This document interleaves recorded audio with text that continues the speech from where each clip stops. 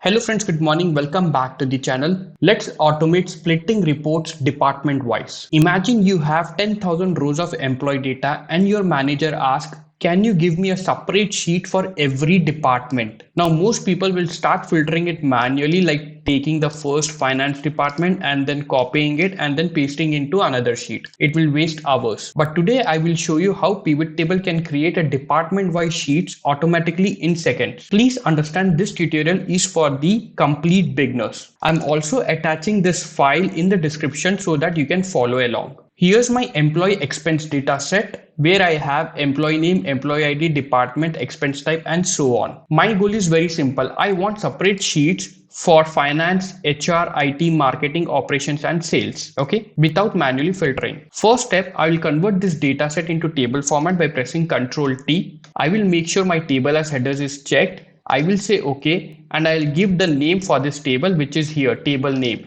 Let's give a name as source. You can give it anything you would like to and say enter. Second step, I will open a new sheet. I'll go to insert and I'll click on pivot table. Here I will give the name. What was the name we have fixed? Source. I'll write source and I'll say OK. Pivot table is generated. Let's make this little bit long. Okay, now the first step is I want to filter the data based on department. So I will take the department and put it in filters. Okay, and now I will add all other things in the row. I want employee name, I will add it. I want employee ID, I will add it. Expense type, payment type, and date. Amount, since it's values, it will goes into values. Currently it is not looking into a normal table format. Nothing to worry. You will go to design and here you will see some options. Report layout. Currently our report is on compact form. We want in table form, so we will choose showing tabular form. Okay, still it is not looking nice. No problem. You will come to the subtotals and you can remove this cash total, likewise software total. So you can come to subtotal and say do not show subtotals. Okay, little bit it is coming into a shape.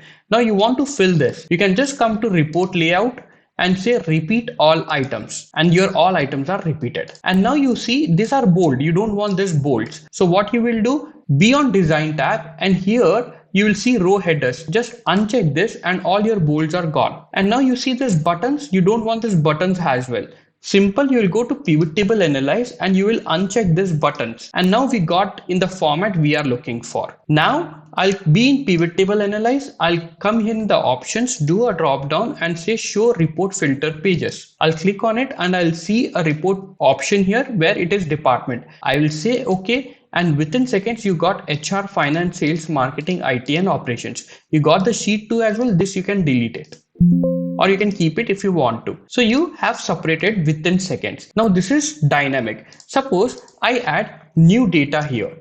Okay, suppose I'll take this 2 data again and I will paste it and I will add it 90,000 and 90,000. Okay, it's on 18th and 3rd Jan, and this is also and the one which we copied is 18th and 3rd Jan. We are keeping the same dates. Okay, now I'll come to the data and click on refresh. And now when I come to sales and marketing, because this we have added in sales and marketing, I'll come to sales and you will see that on 18th May 90,000 is added plus the ones which was there on 9th. So on 18th May it says 93,382. So if you go to sheet 1 on 18th May, you added this one and this one, which is exactly 93,382. And in sales also you, and in marketing also, you will see that 90,000 column anywhere here. So here it is. Okay, since it was 3rd and there was another entry, it adds up. So this is how it is dynamic now. So now whenever new data comes, you don't have to recreate everything manually. Just refresh the pivot table and it is done. So next time someone asks for a separate department wise or expense type wise or employee name wise, you can do it with pivot table and automate the entire process. If you like this tutorial, please do share and subscribe. Thank you so much.